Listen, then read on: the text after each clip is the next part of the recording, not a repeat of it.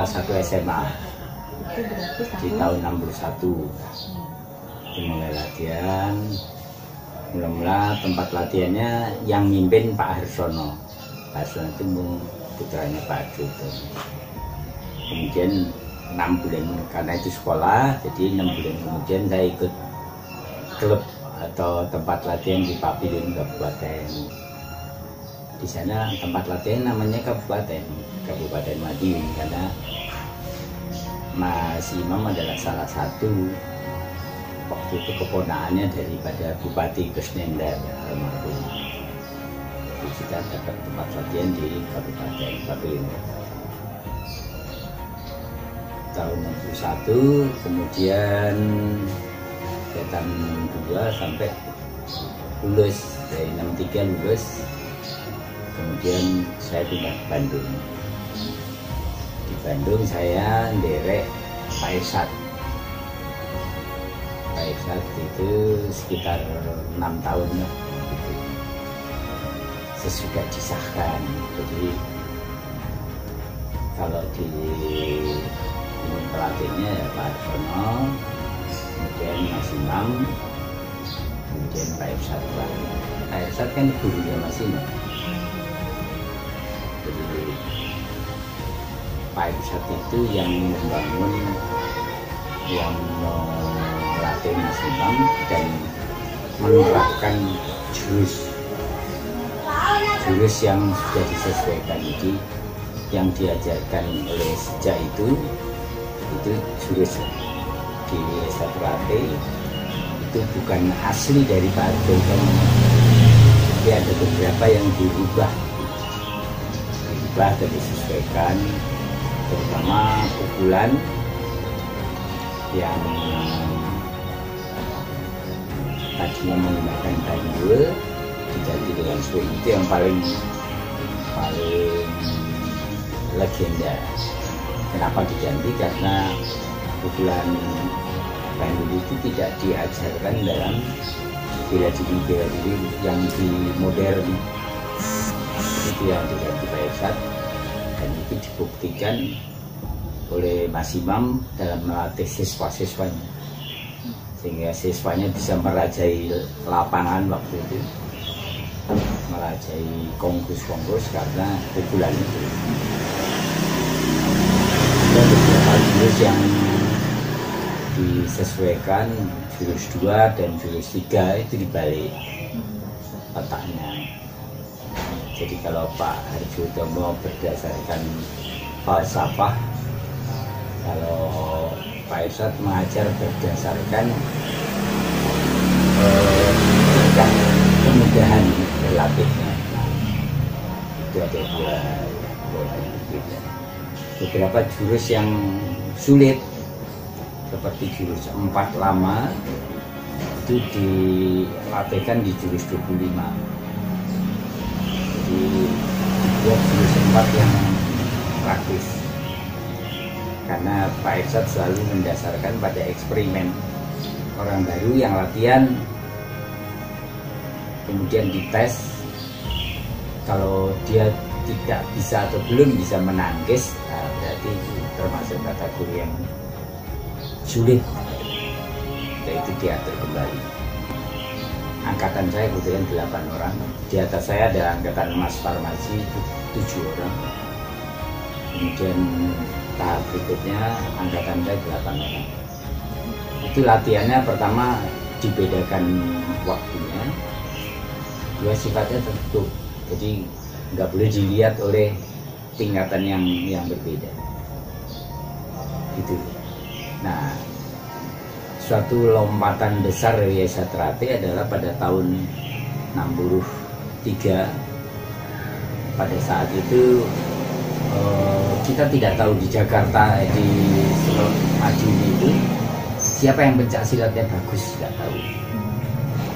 Untuk itu diadakan ide, udah diadu aja siapa yang menang silat bagus. Tapi pertandingan untuk adu ini bukan adu bebas, bukan pertandingan seperti sekarang. Diselenggarakan di Karsidena Madi, kantor Karsidena, halaman Karsidena Madi. Disebutnya Kongkus waktu itu. Kongkus itu didirikanlah panggung setinggi 2 meter, kemudian dia di sana. Jadi tahap pertama biasa pemeriksaan dokter segala macam, kemudian bertanding. Waktu itu pertandingan sebetulnya ada 16 partai. 16 partai dari SHT yang ikut 6. Jadi tokohnya ada Parto Ramalan, kemudian ada Darso itu putranya Mbak Mantri Boto. Darso, terus partai ketiga itu Mas Imam, partai keempat itu Mas Rianto, dan seterusnya ada Fendi segala macam itu yang angkatan-angkatan saya. Di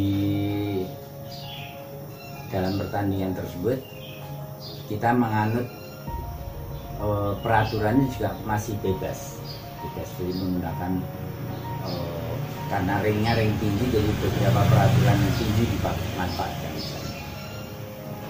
Partai pertama yang turun itu adalah Parto Ramalan melawan pelatih utama dari Pecet Jakarta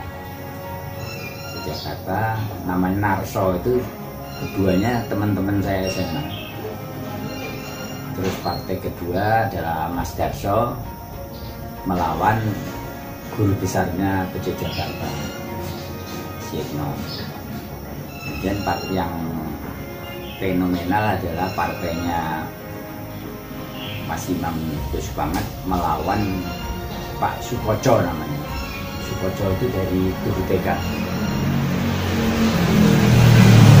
Kemudian turun Mas Rianto partai keempat. Nah, di Mas Imam itu dibuat teman-teman itu atau adik-adik itu membuat legenda seolah-olah itu pertarungan yang fenomenal, padahal pertarungan yang biasa itu. Saya bisa mengikuti pertandingannya karena saya ditunjuk menjadi dokter pertandingan. Sebetulnya memang Pak Koco ini orangnya kedok-kelok, jadi tendang segala macam diem aja, nggak kerasa sakit, nggak kerasa apa, sehingga membuat padahal Mas Imam waktu itu tendangannya cepat, keras gitu kan, tapi tidak mempan. Mas Imam menggunakan teknik kuncian. Jadi si Pak Koco ini kunci, kemudian dihitung sampai 8 tidak bisa lepas, dia kena. Ya itu aja. Sejak itu minggu berikutnya yang kita tadinya berlatih itu cuma 8 orang. Minggu berikutnya itu datang 1000 orang anak Madi ini pengen belajar berkelahi. Ini ceritanya. Jadi kita nggak bisa latihan tertutup lagi. Jadi 1000 mana harus terbuka. Jadi kita itulah pertama kali SHT menjadi besar. Jadi yang tadinya 10 orang jadi 1000 orang. Jadi yang selanjutnya menjadi 1000 itu kemudian banyak sekali, dan sejak itulah SHT dalam jumlah massa itu selalu nomor 1 sampai sekarang. Jadi tidak ada pencak silat yang berkembang begitu cepat seperti SHT. Bahkan orang SHT sendiri pengen bikin protolan, bikin latihan sendiri, pengen nyaingin dengan nama lain gitu, nggak berhasil. Jadi itu adalah kombinasi antara metode sama karisma. Metode yang dilakukan Mas Imam adalah menggunakan senam dasar dan jurus yang disederhanakan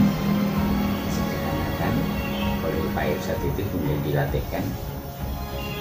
Kemudian karisma Mas Imam sendiri yang menyebabkan semua anak muda pengen berlatih. Jadi kalau sebelum waktu saya kan nggak begitu.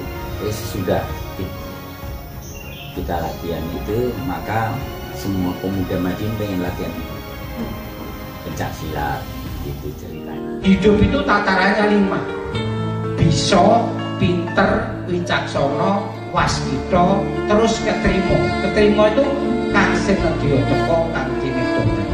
Dan saya yakin SHTRAT ini salah satu sarana baik. Di SHTRAT itu buang duit, golek seni, dasarnya iman yang bayar Gusti Allah.